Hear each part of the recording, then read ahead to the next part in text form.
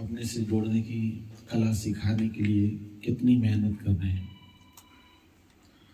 और उस मेहनत की सफलता तभी है जब हम कुछ सीख पाए।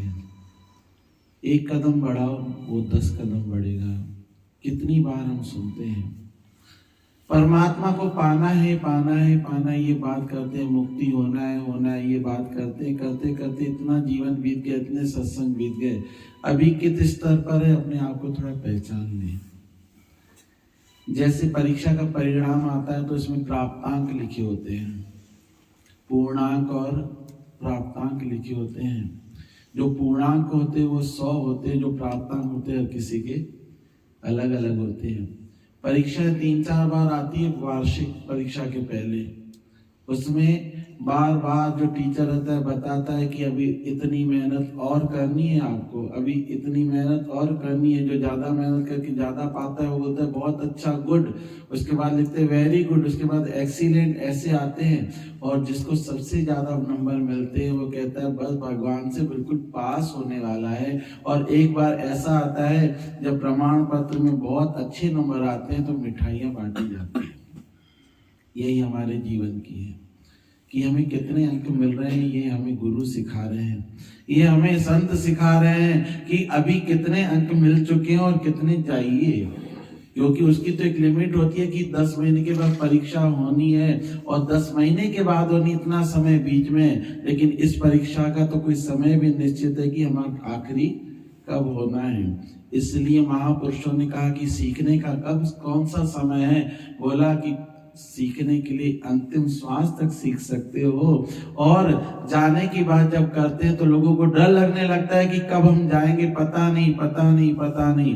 लेकिन महापुरुष कहते हैं उसकी पता करने की जरूरत भी नहीं है। इतना अपने आप को तैयार रख लो कि जब जाओ ना तो हंसते हंसते हुए हमें जाना है, जब भी जाए। क्योंकि कितने कांड हो रहे हैं, अचानक लोग चले जाते हैं, अचानक से चले जाते हैं और बाद में सोचते हैं कि शायद हमने पहले ये कुछ कर लिया होता।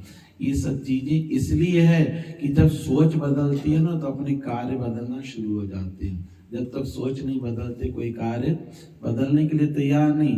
जो हरीश जी हैं जब बचपन में थे अलग थे, जवानी में अलग है, जब बुढ़ापा होगा तो अलग होंगे।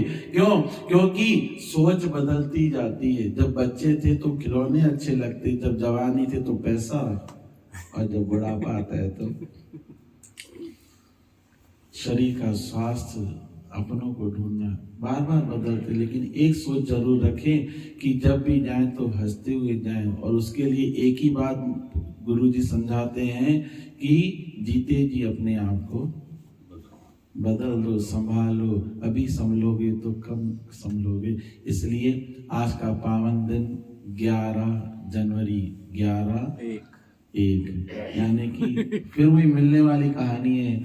बहुत बार एक दूसरे से मिलते हैं तो कितनी खुशी मिलती है, और जब परमात्मा से मिलें तो कितनी खुशी होगी, ये हम समझ सकते हैं। इसलिए आज का पावन दिन हम सबके लिए एक विशेष दिन है, क्योंकि आज लाल बहादुर शास्त्री जी का भी आज कोई दिवस है। आज वो शायद इस संसार को उन्होंने छोड़ा था। लेकिन आज हमारे बीच में नरेंद्र जी हैं जो परमात्मा ने हमारे को दिए हैं। एक जोरदार तालियों के साथ उनको बहुत बहुत आशीर्वाद। और कल 10 तारीख थी, दिलीप तख्तानी जी ने अपने आप को बहुत संभाल के रखा हुआ है। देखिए कितने गहरे बदन से चलते हैं और अपने आप को हमेशा खुश रखते हैं। तो यही हम दुआ करेंगे, आशीर्वाद करेंगे कि वो भी हमेशा खुश, स्वस्थ, मस्त, व्यस्त रहे। हरिओम, हरिओम।